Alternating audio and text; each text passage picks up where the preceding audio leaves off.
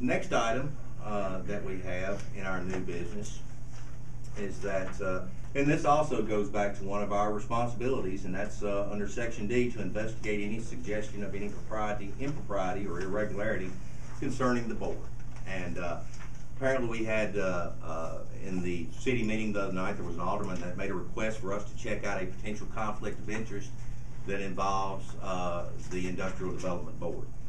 And that is our responsibility to do so.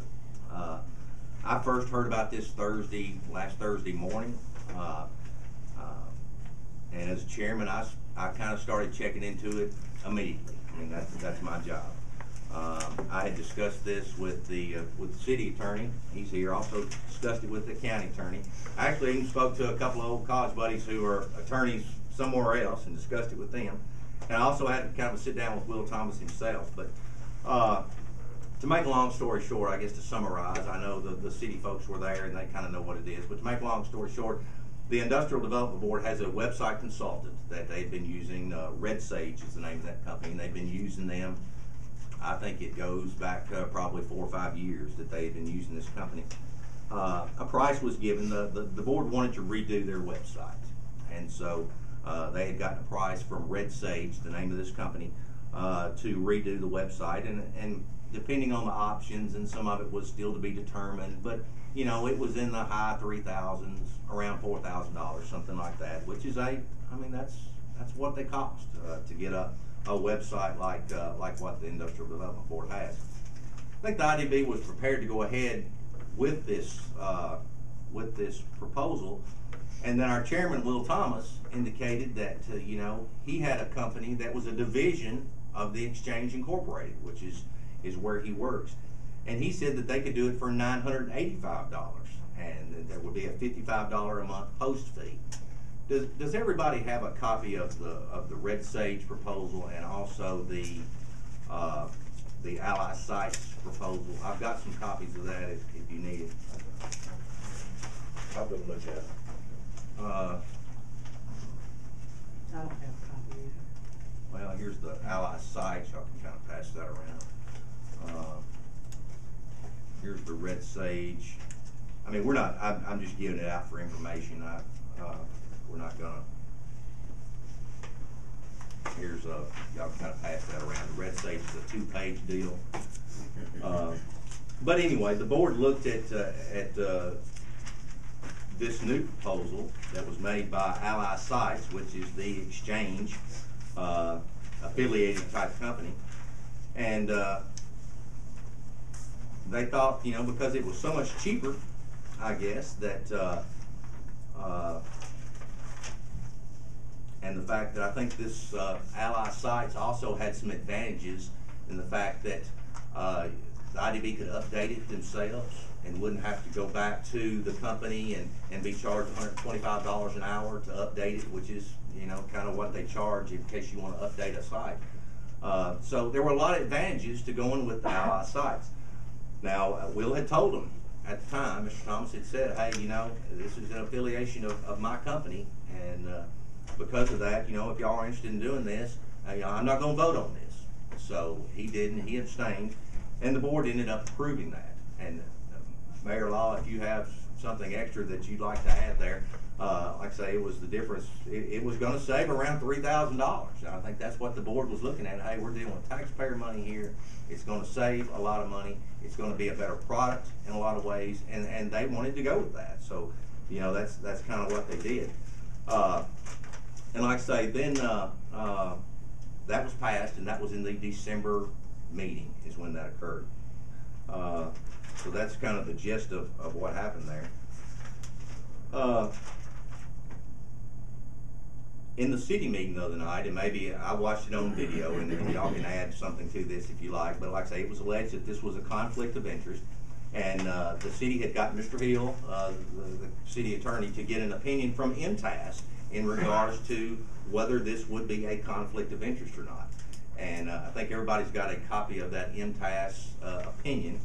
I guess the problem with the MTAS opinion is it really didn't have any of the facts of what the deal was. But basically, MTAS said that that if Mr. Thomas had a controlling interest or was a majority owner, then he had a direct conflict of interest in this matter, and that he must step down then as a result, and the contract would be void. However, in talking to Will, he doesn't own a majority of the exchange. He owns 25%. His mother owns 50%, and evidently there is a trust set up between his sister and himself, where each of them own 25%, and they don't really control that trust. I don't know who controls that trust. That's something else that's more information that we need to get. But essentially, from what MTAS said, that if he didn't have a controlling interest or wasn't majority owner, then it would be considered an indirect conflict of interest. And if it's an indirect conflict of interest, then all he had to do was acknowledge that he had a conflict of interest, and he could have actually voted on the deal, although he did not. He abstained and it did not vote. So, that's kind of where we are. It's, I think there's a lot of facts still that are left out there. I just went to Will and said, how much do you own of this company? And he said, well, my mom owns 50% of the company. My sister and I own the other 50% that is split between us, that is in a trust. So I'm not the majority owner of the company. However, I guess... I'm sorry, I thought I had it off. So that's kind of where we were on that. Now, if it's not a direct conflict of interest, like I said, then all he had to do was acknowledge that he had a conflict, and no laws have been broken. That's the way the law is written. And like I say, he could have even voted for the motion after he acknowledged his conflict, which we do that in county commission meetings. You can say that I have a conflict of interest, but I'm voting my what I think is in the best interest of the people, and then you can vote. So he could have done that, but he did not. I don't know. I feel like we've still got a lot of information that's still on the table. We haven't had a chance to check it out. I've talked to Will briefly about it and just asked a few questions, but there's still a lot of things out there that I don't know. I don't know about the trust. I don't know how that's set up. I don't know who's over the trust. I guess Will is the president of the company, so you could consider that he had controlling interest there, just by the fact that he was the president of the company. I guess the bottom line, and this is my opinion and my opinion only, and I'm going to throw this out there. Like I say, we're not going to make any decisions tonight, but I have to look at it and say, was there intent to do anything wrong? And I certainly don't think there was any intent. I've talked to the majority of the board members. They never even thought about the fact of a conflict of interest. It never crossed their mind. They were looking at the fact that, hey, we're paying close to $4,000, or are fixing to pay close to $4,000 now. It can be done for $985, which is a lot cheaper. We're getting a better website. We're getting a better product. Let's do that. So that's what the board wanted to do. I guess what concerns me about calling it a conflict of interest, for $985, I know what these websites cost. Okay, the county pays over $3,000 for ours, and it's got to be the worst website I've ever seen in my life. The schools, county schools, have got a website. They pay up close to $3,000 for theirs. I don't know what the cities cost, and like I say, we've been paying. I think the bid that was submitted by Red Sage was up close to $4,000. When you're doing it for $985, that tells me it's a gift, and Will admitted to me, it's just a gift. We're not making any money off this thing. I'll be lucky to even make cost at that. So, if I could interject here for a second and say that we were trying at one point in time to see if we could link, or not link, but have a continuity between all of the sites, being the IDB, the chamber, the county, and the city sites. When we're marketing to other businesses and other entities, that it is important that we portray a good image, and the image that we have right now is, in my opinion, substandard, and that on some points, we approached Will after we saw that, and it turned out that we, in our particular situation for the city, that our IT director elected to be able to do it by himself. It's that he was able to make it look like that, but still be in control of that website. And he was not happy with having somebody else mess around with it, to be honest with you. That's a choice that he made. I backed him up. I thought that was a good idea. I don't know whatever happened with the county or with the chamber, but the IDB was the only ones that came up and made a decision to do it because they were having some functionality issues. The other issue that, you know, that I think is important to understand is that this particular package that he came up with hit all of the different types of formats that are available today, both mobile, web-based, all of them, Android, everything. In addition to that, if we want to change a website, the IDB website in any way, we have to go through Red Sage. It's a laborious chore. They have to kind of communicate to them what they want on it. Then they send it. It's back and forth between the time that they actually request a change and it actually happens. On top of that, they're charging you at, you know, $125 an hour.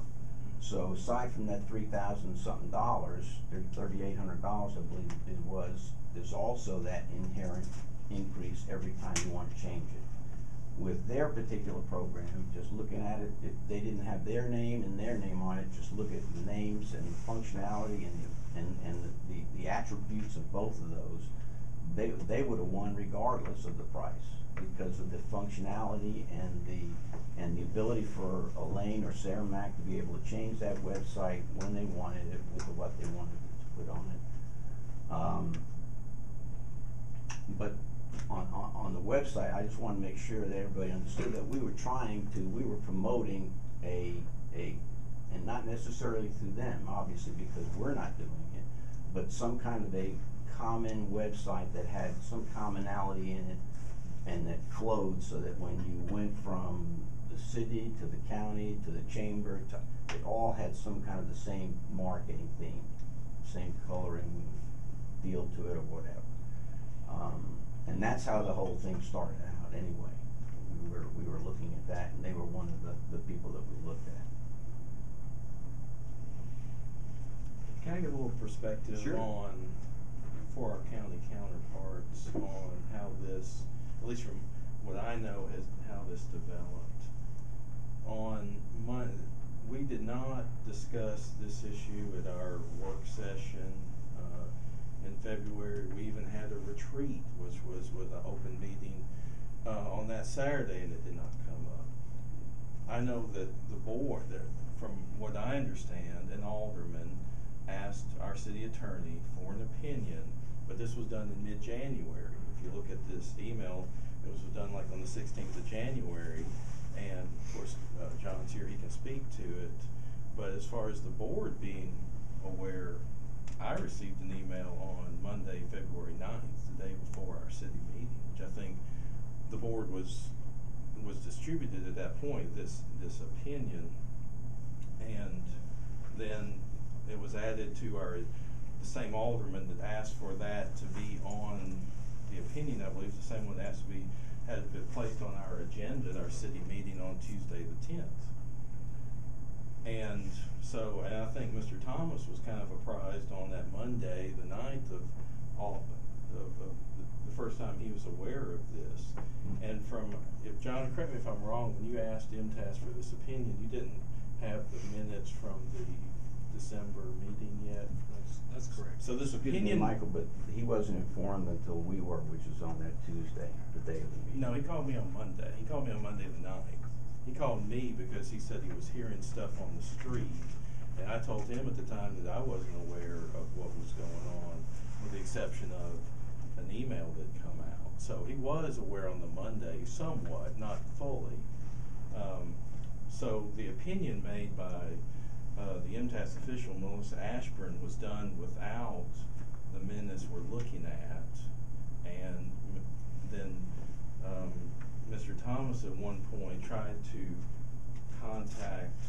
did contact her, I believe, and she said that she was working through our city attorney and really didn't feel comfortable addressing. So he was trying to, I think, explain the situation, and so we get into our meeting, and that's when most of our city board is really aware of this whole situation to begin with, and ever since it's been little pieces added here or there. So I believe that there has to be some further, I believe that Mr. Thomas, no matter what, and I'm not trying to defend Mr. Thomas, but I think he has to have the right to further answer these questions, like you're saying, and, you know, a list of questions answered in paper that he can provide. I mean, he's provided us verbal answers, but I think he should provide us more information so that a further opinion can be rendered, whatever legal option we as a board decide before something comes up.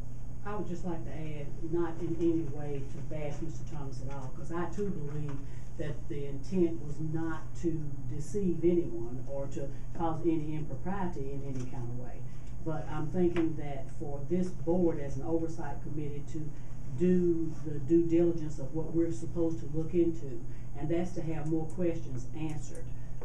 If there's any question at all, because it was brought up as a conflict.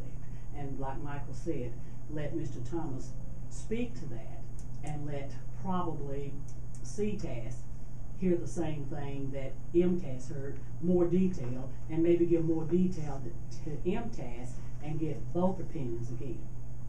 Because as a board member sitting here right now, I don't feel that I'm qualified to say that nothing occurred. But just a little more information for both entities to hear, and opinions from those people who deal with ethics commissions, and is there any impropriety, and then we would have done our job. Okay. Any other comments from questions from the board?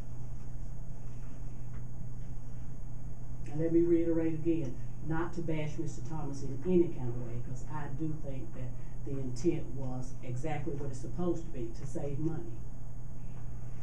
And Doug, you are the senior member that knows the history of not just being on here with the organization. You know, how broad do the investigative powers of this committee go? I mean, what, you know, I mean, there's a paragraph, but have you had anything else come up before in the past, or? You know, in my years, we've never had anything like this come up, and I got to thinking, you know, matter of fact, yesterday I hadn't had power in my house for a couple of days. We've been sitting in the dark, so I had a lot of time to sit there and contemplate various things. But you know, I thought, well, how far would this conflict of interest go? For instance, we've got Miss Hereford works at the Bank of Lincoln County, and the Bank of Lincoln County provided the loan for the spec building. Would that be considered a conflict of interest? You know, I don't think so. You know, but she does work for them. I mean, how far can you go with this?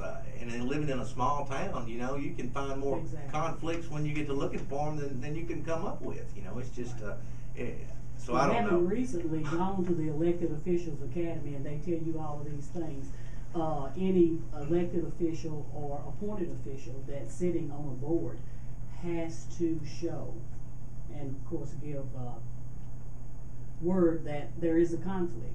So, as this board is the oversight committee, we need to look further. We need to have more questions answered and pass those answers on to people who can answer that from the codes. Well, I think so too. And like I say, you know, MTAS certainly didn't have all the facts. Right, give them more You can look at what Mr. Hill submitted to them, and it was a. Given the minutes from the December meeting when Will. Yeah, they didn't even have that. Right. So, I mean, there's a lot of facts that they didn't have. You know, I feel like we probably need to get all the facts. And in fairness, ask CTAS as well. Yeah, and have two opinions from both government bodies.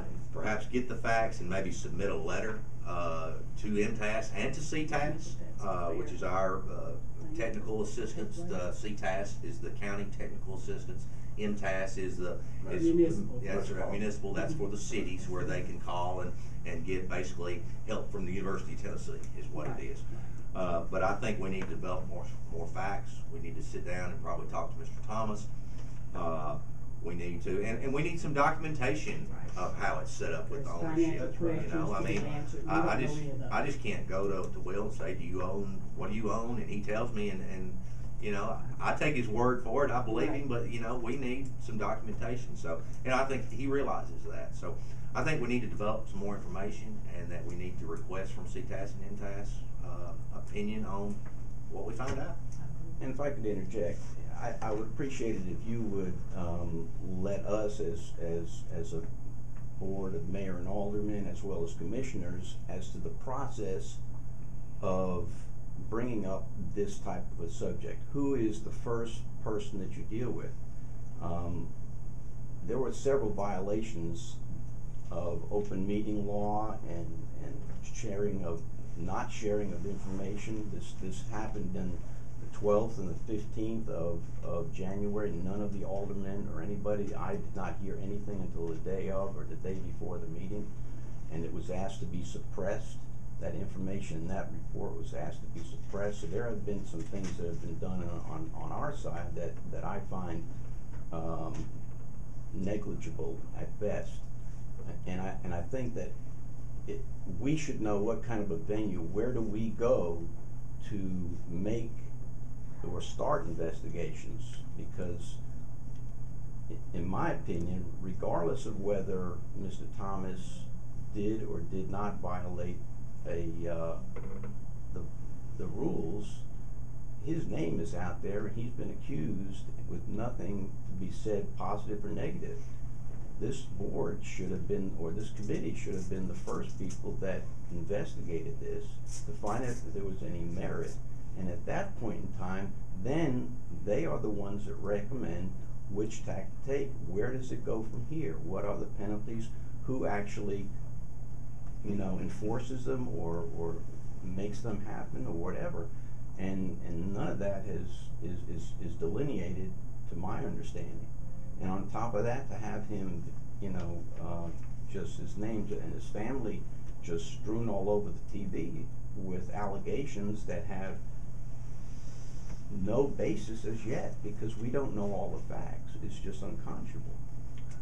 I agree with that, Mayor. I mean, this is America, and you're innocent until proven guilty. And I've got a real problem with the way it was presented, the way it was done, because it should have been just referred to the Oversight Committee. That's the way it's set up. If you've got problems within your respective bodies, we have an ethics committee on the county side that we would refer something to. But anything involving the Industrial Development Board should have been referred to this committee, and all it would have taken was a letter, saying, hey, I would like for you all to check into the possibility of a conflict of interest, and that's the way it should have been handled. It should not have been gone on. She should have went to, y'all was on the Oversight Committee last term. She should have went to one of y'all, informed y'all, then y'all could have came to Doug, whatever, because us three are rookies, we ain't got a clue. But that's what she should have went to y'all two first. Just for future reference, maybe we need to talk to our respective bodies about that. But I don't know, Mr. Hill, do you have any? Ask either of you two. Well, I'm not here to. No, I wasn't asked. I wasn't asked anything, but because the issue is because the issue could be brought up, and I'm not defending anyone. Yeah. Please hear how I'm speaking this, because my bottom line is to be impartial on either side, to say that a private citizen can bring a complaint about, and and as it's brought here, that's where we start. But there are conflict of interest procedures in state law about how private citizens or commissioning bodies or aldermen are supposed to bring those to whatever bodies there are. And we reviewed this pretty heavily a few months ago in another piece of information. It's very well laid out. There's a structure for exactly how it's supposed to occur. I've read some, but right now I couldn't speak to it if I had to, because it's been a while back since I've read any of that. And when you start reading things on the internet that they speak legally, it can get pretty jumbled up, and I would have to go to a lawyer to have it interpreted anyway. Like I say, I think it's very important the way that it happened. But the bottom line is, it is our responsibility to check into such things, and so it would be my recommendation that we develop a little more information, and that we set another meeting, get Mr. Thomas in, get some facts from him, maybe submit a letter to, once we get those facts, submit a letter to MTAS, CTAS, get an opinion on the facts that we find, and then proceed from there. Ms. Dorothy? I would just like, in addition to that, it would be nice to have both the city and the county lawyers present, so that we could form the papers correctly to send for the opinions. And that's something that I need to check into as well, because, I know when you have legal things like that, you can have, it's hard to do some of that legal stuff, exactly. In a public meeting, because, there may be some things that not anybody's business about. That's true. you know, so, you know, it makes it very difficult. So I need to develop some more information, and, you know, I intend to do that, and then I'd like to call another meeting, you know, in the coming weeks, once I get the information on how we should proceed. Like I said, I know, County Commission has met a few times, and we would go into an executive kind of session where we talk with our attorneys and we can ask them questions, and the public couldn't go into those kind of meetings. There is because- that question, Yeah, if we're so- talking legal. That's right, so. Exactly. And this is definitely That's- falls into that category. I don't know if Mr. Hill might address that, but maybe he doesn't want to. But I anyway, keep looking back here at him, I need. the bottom line is we need to develop some more information, and certainly we're gonna do that. So, my recommendation, that maybe we get a motion that, let me develop a little more information about exactly how we need to proceed legally, and then call another meeting and address this. I'll make that motion. I'll second. Small makes that motion. Mr. Jean seconds that motion. Is there any discussion in regards to that? All right, hearing none, all those in favor say aye. Aye. Those opposed, nay. I've been chairman of several committees, and I always try to make it a point to ask, we've got a number of people here from the community, and I want to ask if anybody has any comments or questions they'd like. And I'll just start right back here with Tommy Brewer. Tommy, you got any questions or comments you'd like to? Well, what is this right here?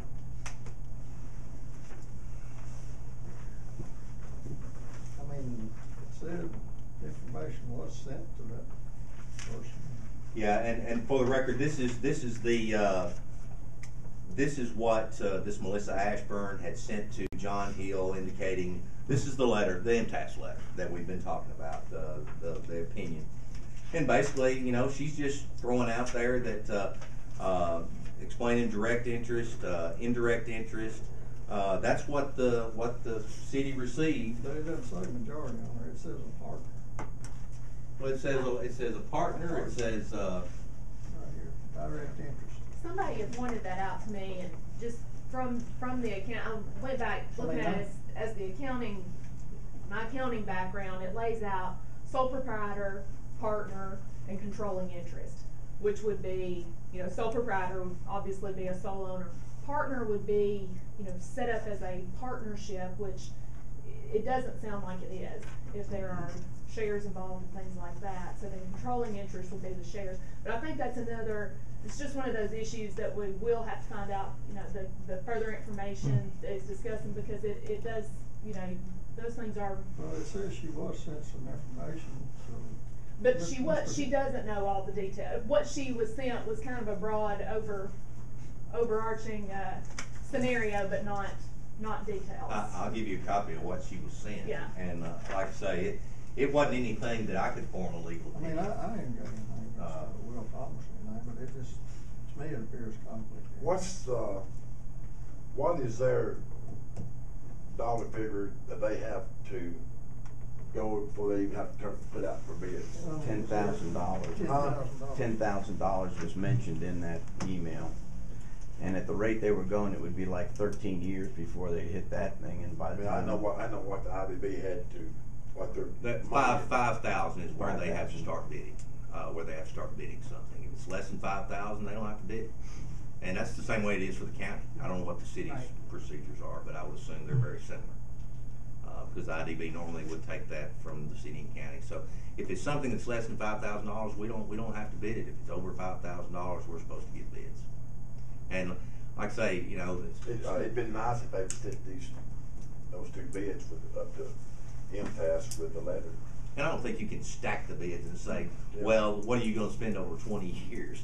And you know, it's kind of a per year kind of thing, is how that works, or the term of.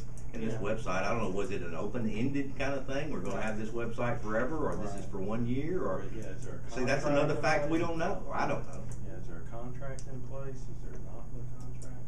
And from what I understand, that monthly fee is a pass-through expense. I mean, it's something that he has to pay. I don't think there's a profit attached to that. I mean, that's what it costs to host that website for a month or a year or whatever it is. So it's like a pass-through. They don't cost me $50, so I charge you $50. I'm just doing this for $985, and that's it.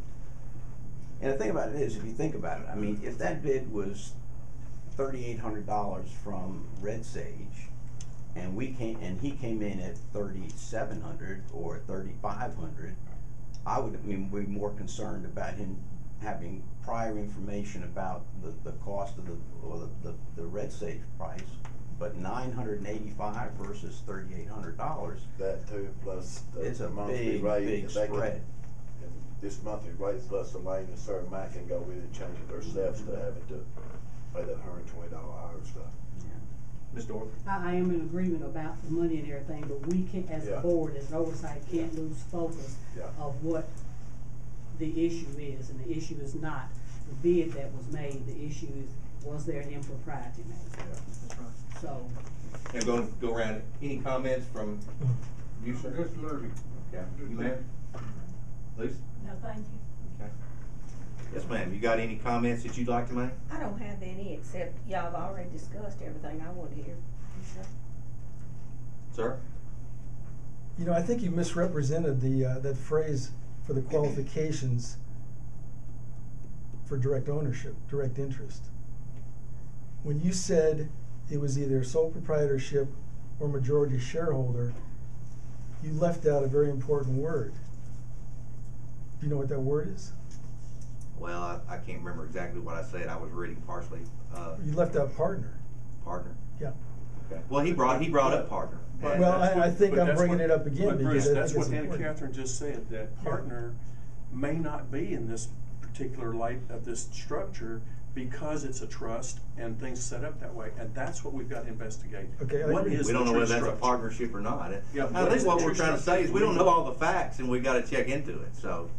Now, do partnerships have shares, or is that more like a C or an S corp?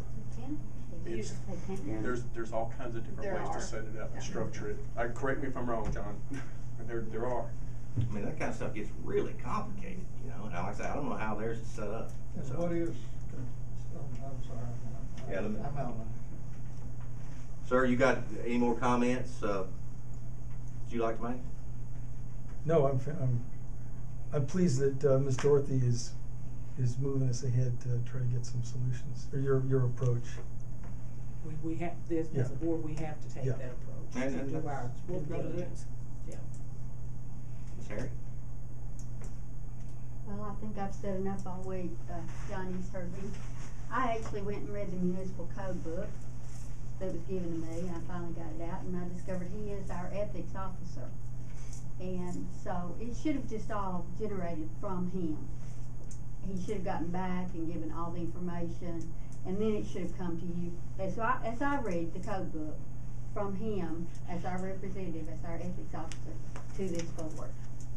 Now, I might be wrong, but that's really, I was just disturbed with the way that I only found out about it the day that it came up. And I hope that won't happen again. I wouldn't want to hurt anybody's reputation regardless until we have the facts. And it wasn't for me to decide, and I think Alderman Cowley actually brought that up. Why are we, it just wasn't our decision to even go there. It was to be brought to you. And I think that it's great you all are going forward. I think one thing, you brought this up, or I believe it was you that brought it up, I think once we do resolve this issue, however it's resolved, we need to go back to both bodies and have a quick orientation and training on how this structure is supposed to work. Because obviously everybody wasn't aware, and it wouldn't hurt to reinforce it. So I think we should make a motion to make sure that happens. Get it in the minutes, make sure that happens following resolution. The training on the proper procedure for structure of resolution, these things happens in both bodies. All right, well, before we get to motion, I want to finish our around the room. Mr. Dickey, you got anything that you'd like to comment, you'd like to make? Something that's bothered me over the years is the county commission, the statement that I'm voting my conscience, or I have a conflict of interest, I'm voting my conscience, and I've never agreed with that, even when I was on the county commission. But, that should have been changed, I think, years ago, because when I first went on the commission, if you had a conflict of interest, you didn't vote. And I've abstained personally on very small, simple things because I had a conflict of interest. I think that should be, I'm not blaming you or or any of the commissioners. I think that's any- state law. I know it is, but that's the same as no law, I think, in that particular case. But other than that, I've enjoyed it. Gil, you have any comments? I'm certainly willing to assist this. I guess I would say that I've made the recommendation at our meeting to pass this matter over to you. Oh, this is where it should have come to. And I No question about that. I think based on your organizational document that's appropriate. Well, like I say, that's exactly what we're gonna do. So we're gonna check it out. Like I said, I just don't have all the facts at this time to, make any determinations, and we need to get the facts together, present that to someone, MTAS, CTAS, who can give us an opinion on. And like I say, you could argue this long way. I hate that I'm already being accused of, withholding facts from anybody. I just kind of was hitting the high points. I didn't intend to read. I can sit there and read the MTAS document for you if you'd like for me to.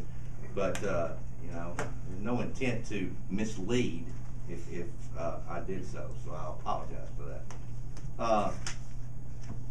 Rick, you had indicated that you wanted to make a motion about the respective bodies and what we need to do with that. Yes, sir, I'll make the motion that once resolution is reached, both bodies, city and county, be brought up to speed, trained, whatever we want to call it, on the proper structure for handling possible conflicts. Okay. I'll second. Got a motion and a second. Is there discussion in regards to that, Mr. Law? You might want to expand that to actual, a discussion of what the Oversight Committee does with regard to reports and things like that. Because obviously, based on what you discussed tonight, that hasn't been done, and you're suggesting one way of doing it, or have voted on it actually, so they need to know about it as well. Yeah, we will inform them, and that's kind of a separate thing. So we'll take care of that and get that back to the respective bodies of our new procedures and how we're going to work in regards to the budgets. The budgets are going to come from the Oversight Committee now. The reports, monthly reports, are going to come from the Oversight Committee now. So that's how it's going to work in the future. And like I say, we'll get something out to both bodies in respect to that. So we've got a motion and a second. Any discussion on Rick's motion? I just wanted to add or ask if it would be appropriate to ask CTAS and MTAS their opinion as well, since they are up on all the Ethics Commission rules and regulations. Absolutely. To make an opinion on his motion. Does that make any sense? Offer us their opinion so that when it comes to both governing bodies, we both know what our prospective advisory committees recommend. You want to read how your motion was? My motion was to, following resolution of the current conflict of interest issue, that both bodies be apprised of how the structure is supposed to work when conflicts arise. Closed. Want to amend that so that we get information from MTAS and CTAS to see how that is best accomplished? Yes. Okay. We've got an amendment. Do I have a second to that amendment? Second. Okay. All right, this voting on just the amendment alone right now, whether we're going to amend this original motion. Is there any discussion on that? All right, hearing none, all those in favor of the amendment, say aye. Aye. Okay. Now let's go back to the motion as amended. Basically, we've added that we're going to check with MTAS and CTAS about the proper way to notify and how people should do these things in the future. So have a motion and a second on that. Any discussion on the motion as amended? Hearing none, all those in favor say aye. Aye. Those opposed, nay. Okay. All right. Like I say, we're going, so let's see, we do have a motion that we're going to check this out and get back later. I had a couple other things that just kind of information items that I wanted to discuss. One more comment before. Sure. I just, I appreciate everybody who's here tonight, who's here, listening and all those things. And I think, I really, really wish that for Will and his family's sake, that he had offered this deal after he was, out of office, after his appointment was over next June, so his whole everything wasn't out in the open. But it is, and I agree. I agree that there was no ill intent here at all. It's I think anybody would say it's not worth the money to be put through this, you know, and like we said, it's pretty much a gift. But I think it also brings up the importance of perception and how things are perceived, and you know, just making sure that both our boards and their board, that we look at things like that and keep that in the back of our minds. And I think, unfortunately for all of us, this is probably one of those things that we need to take a lesson from, I guess, on that. Agreed.